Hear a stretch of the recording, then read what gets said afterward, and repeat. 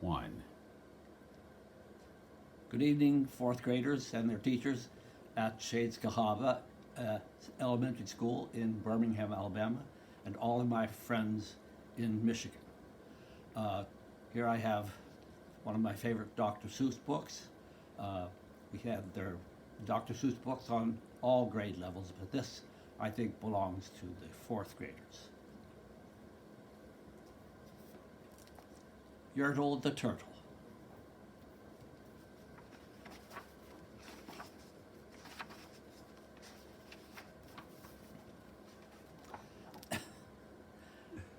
On the faraway island of Salamasond, Yertle the Turtle was king of the pond.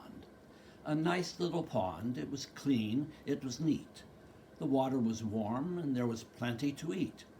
The turtles had everything turtles might need, and they were all happy, quite happy indeed.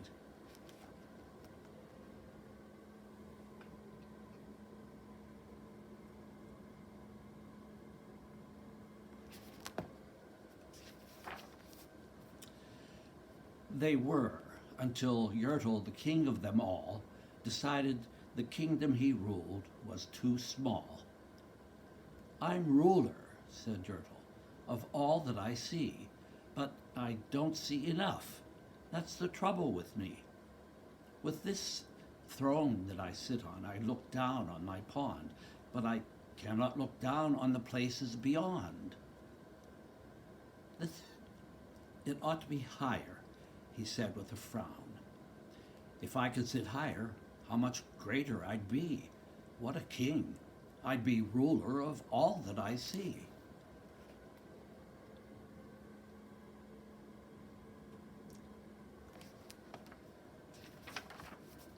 So Yertle the Turtle King lifted his hand, and Yertle the Turtle King gave a command.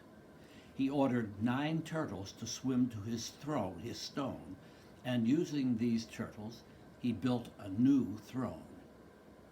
He made each turtle stand on another one's back, and he piled them all up in a 9-turtle stack. And then Yertle climbed up. He sat down on the pile. What a wonderful view! He could see almost a mile.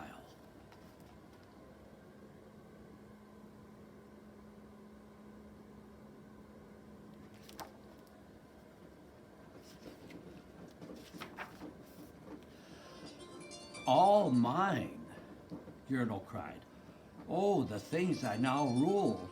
I'm king of a cow, and I'm king of a mule. I'm king of a house, and what's more beyond that, I'm king of a blueberry bush and a cat. I'm Yertle the Turtle. Oh, marvelous me! For I am the ruler of all that I see."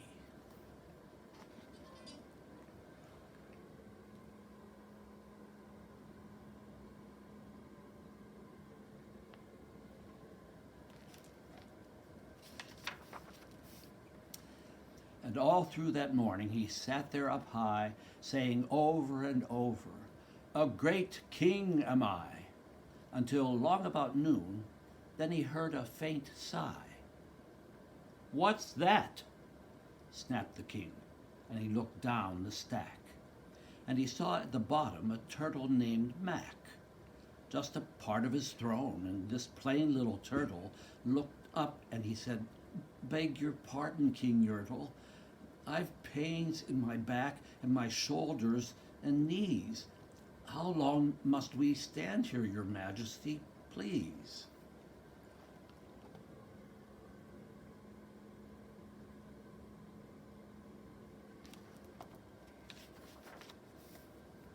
"Silence!" the king of the turtles barked back. "I'm king, and you're only a turtle named Mac. You stay in your place while I sit here and rule. I'm king of a cow, and I'm king of a mule, and I'm king of a house and a bush and a cat. But that isn't all. I'll do better than that. My throne shall be higher," his royal voice thundered. "So pile up more turtles. I want about 200.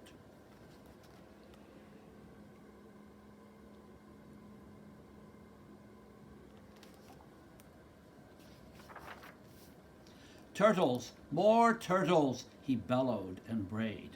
And the turtles way down in the pond were afraid. They trembled, they shook, but they came, they obeyed. From all over the pond, they came swimming by dozens, whole families of turtles with uncles and cousins, and all of them stepped on the head of poor Mac. One after another, they climbed up the stack.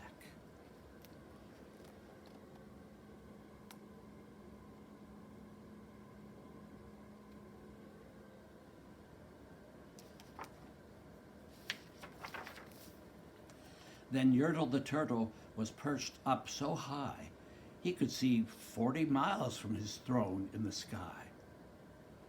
"Hooray!" shouted Yertle. "I'm king of the trees, I'm king of the birds, and I'm king of the bees. I'm king of the butterflies, king of the air. Oh, me! What a throne, what a wonderful chair! I'm Yertle the turtle, oh marvelous me, for I am the ruler of all that I see."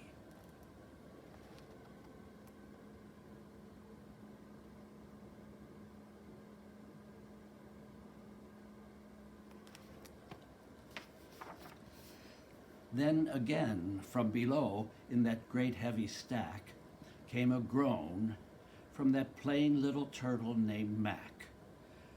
"Your Majesty, please, I don't like to complain, but down here below we are feeling great pain.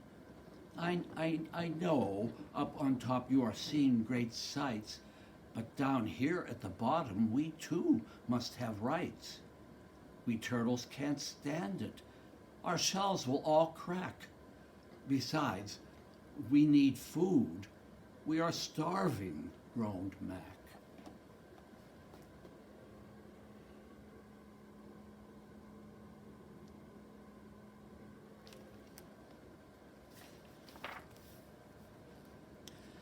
"You hush up your mouth," howled the mighty King Yertle. "You've no right to talk to the world's highest turtle. I rule from the clouds, over land, over sea. There's nothing, no nothing that's higher than me."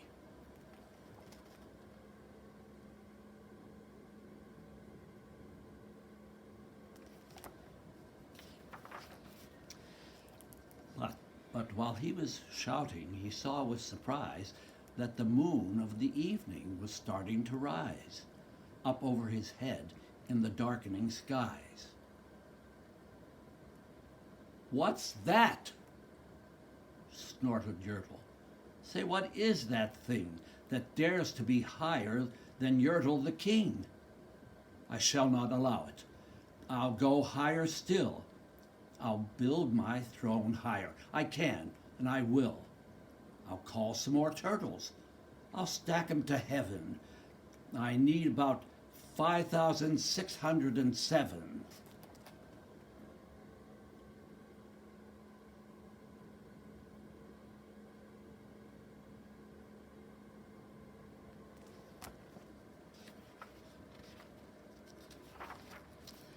But as Yertle the Turtle King lifted his hand and started to order and give the command, that plain little turtle below in the stack, that plain little turtle whose name was just Mac, decided he'd taken enough, and he had.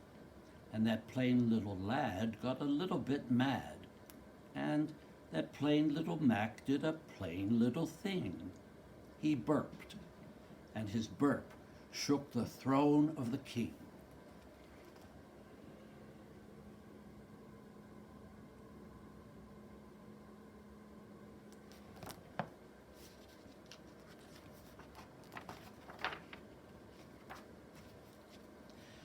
And Yertle the turtle, the king of the trees, the king of the air and the birds and the bees, the king of a house and a cow and a mule. Well, that was the end of this Turtle King's rule. For Yertle, the king of all Salamasond, fell off his high throne and fell plunk in the pond.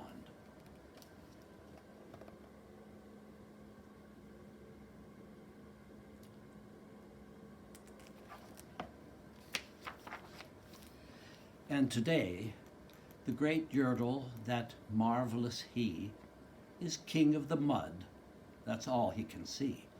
And the turtles, of course, all the turtles are free, as turtles and maybe all creatures should be.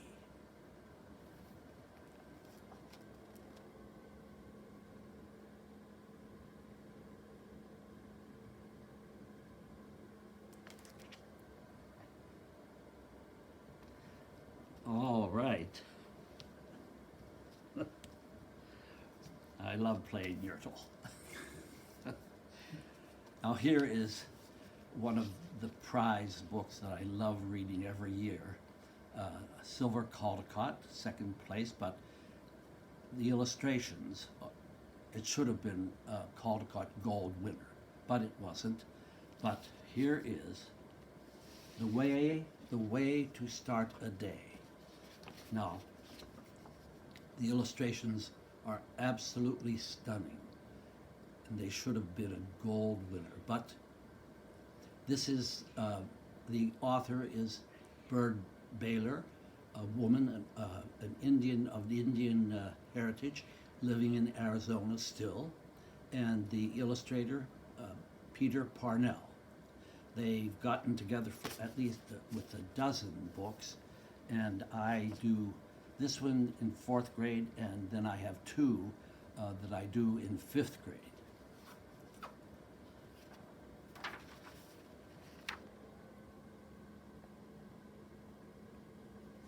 The colors are just awesome. The title page, The Way to Start a Day, by Bird Baylor, illustrations by Peter Parnell.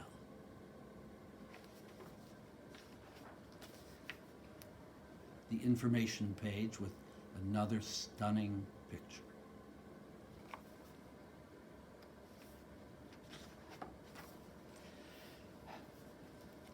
The way to start a day is this. Go outside and face the east and greet the sun with some kind of blessing or prayer or chant or song that you made yourself and keep for the early morning.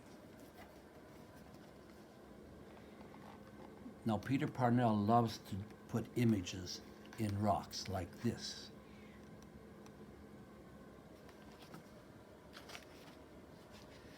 The way to make the song is this. Don't try to think what words to use until you're standing there alone. When you feel the sun, you'll feel the song too. Just sing it. But don't think you're the only one who ever worked this magic.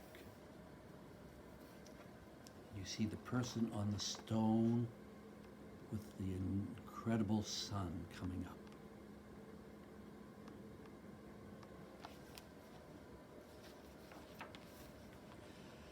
Your caveman brothers knew what to do. Your cavewoman sisters knew what to do. They sang to help the sun come up and lifted their hands to its power.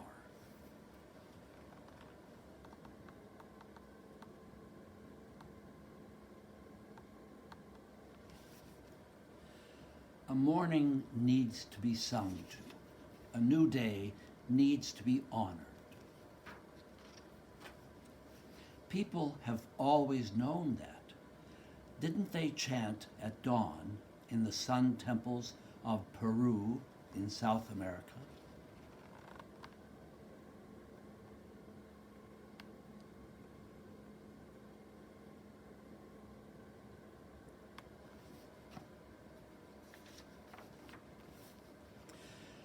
And didn't they leap and sway to the Aztec flutes in Mexico?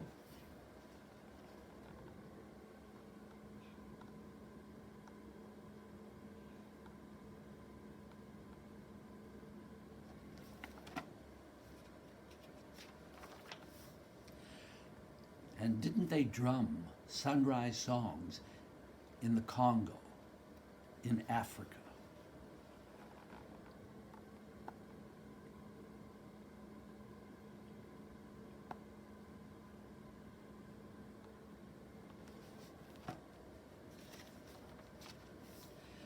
And didn't they ring 1,000 small gold bells in China?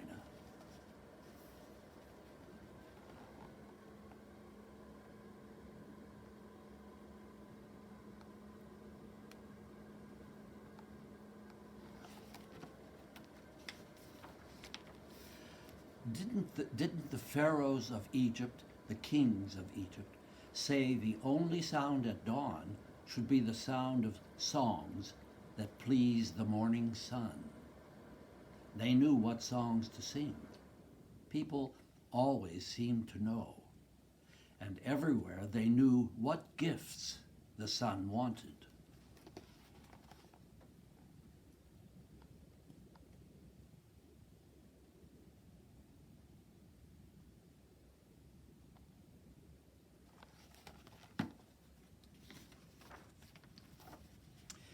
In some places they gave gold. In some places they gave flowers. In some places, sacred smoke blown to the four directions. Some places, feathers and good thoughts. Some places, fire. But everywhere they knew to give something. And everywhere they knew to turn their faces eastward as the sun came up. Some people still know. When the first pale streak of light cuts through the darkness, wherever they are, those people make offerings and send strong, mysterious songs to the sun.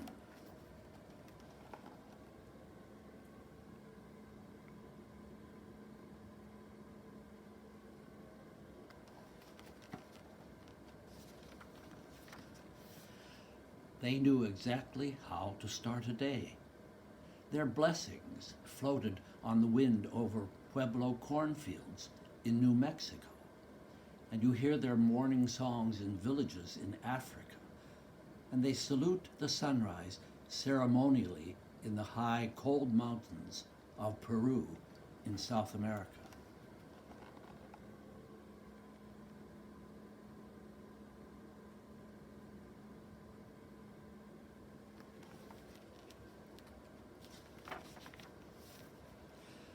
Today, long before dawn, they were already waiting in Japan with prayers, and they were gathering at little shrines, little churches in India with marigolds in their hands. They were bathing in the sacred Ganges River in India as the sun came up.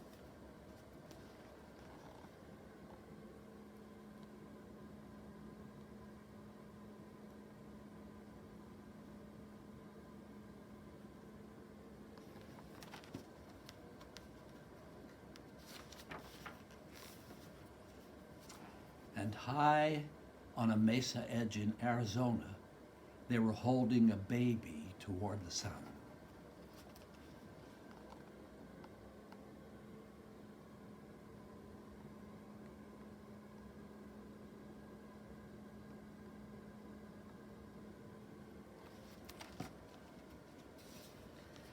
They were speaking the child's new name so that the sun would hear and know the child.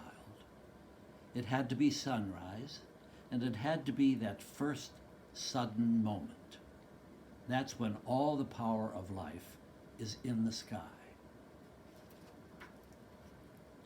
Some people say there's a new sun every day, that it begins its life at dawn and lives for one day only.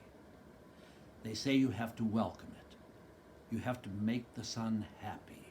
You have to make a good day for it. You have to make a good day and a good world for it to live its one-day life in. And the way to start, they say, is just by looking east at dawn. When they look east tomorrow, you can too. Your song will be an offering.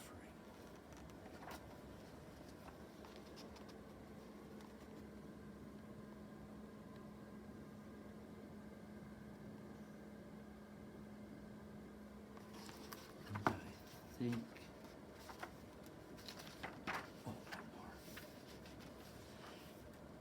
And you'll be one more person in one more place at one more time in the world saying hello to the sun, letting it know that you are there.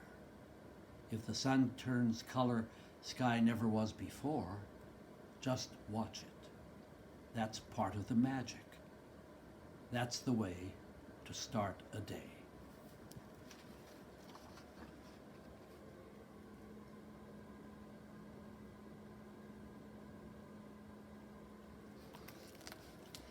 Well, there you have it, fourth graders, for the year.